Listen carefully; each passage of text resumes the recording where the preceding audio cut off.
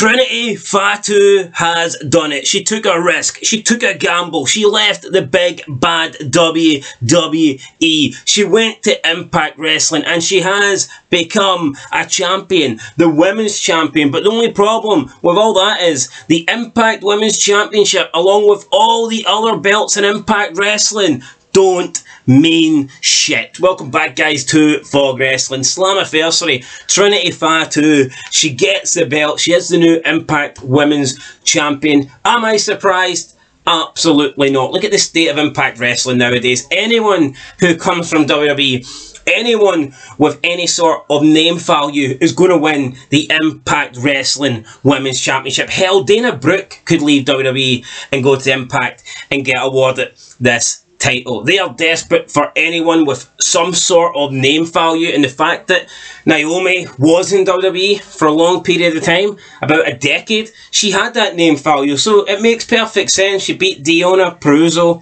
in the women's main event. I believe it wasn't the main event, it was the second main event, however, the penultimate match of the show at Slammiversary. Naomi kicked out the finisher, looked very strong, then made Deonna Purrazzo tap out. So there, Trinity left WWE.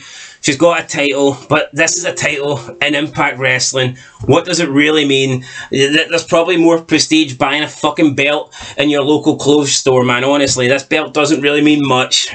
Is anyone going to brag these days about being an Impact Women's Champion? I don't think so, and it's a shame because the Knockouts belt back in the day meant a lot in TNA. When TNA was thriving, they did arguably have a better, I wouldn't even say arguably, I think they did. I think TNA did have a better women's division than WWE, especially from like 2008 probably to, I'd say until TNA went to shit. I don't remember WWE ever having a better women's division than WWE, than TNA while TNA was hot. When TNA was doing good, when TNA was in its prime years, when it brought out the Knockouts title, I believe, in what, 2007? From 2007 up to about 2013, 2014, when TNA started to fade and it lost all its stars and it just no longer was a big show, no longer drawing in millions every single week, that is when probably WWE overtook it. But up until that point, TNA did have a good 5-6 year run where it had the best women's division in wrestling, and TNA was definitely the number two company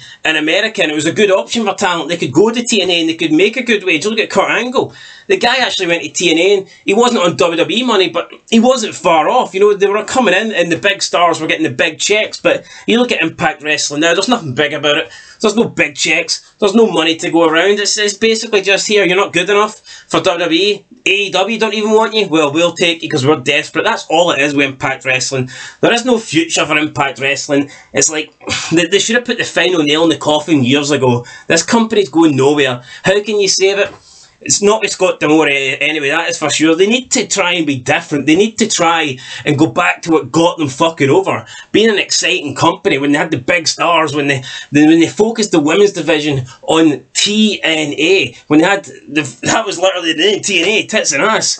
But now you look at it and it's like they just want to be wrestling. It's everybody as a wrestler. That is the entire gimmick of everybody in Impact Wrestling. Look at Josh Alexander.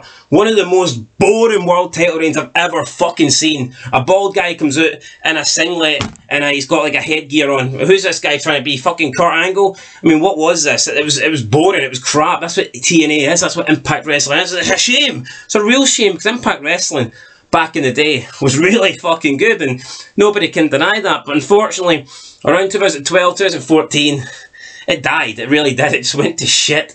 Lost all its top guys, and then before you know it, it was just a bunch of bums from basically indie wrestling. So that's what happened to Impact Wrestling. As for Naomi, I'm sure she will end up back in WWE. She did an interview last week about wanting to return, but only with her best friend Sasha Banks. So we'll see what happens. And you know what? If she's got this title reign, then so be it. If she's making decent money in TNA, which I highly doubt, then so be it. Good for her. But this belt doesn't mean shit in reality.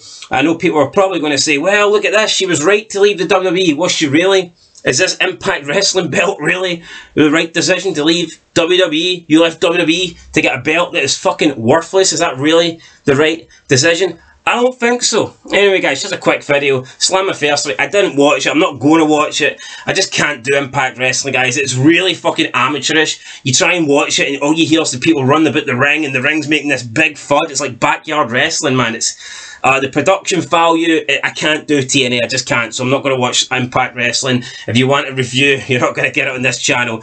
Anyway, I might make the odd video burying Impact Wrestling. And in fact, what we're going to do is we're going to start watching old retro Impact. So we're going to start watching from the debut of TNA Impact on Spike TV, which was in 2005, and we're going to watch the glory years, and we're going to review it on this channel every single week. So stay tuned for that. We'll catch you in the next one, and of course, until then, been Fog Wrestling. Thanks for watching, and peace.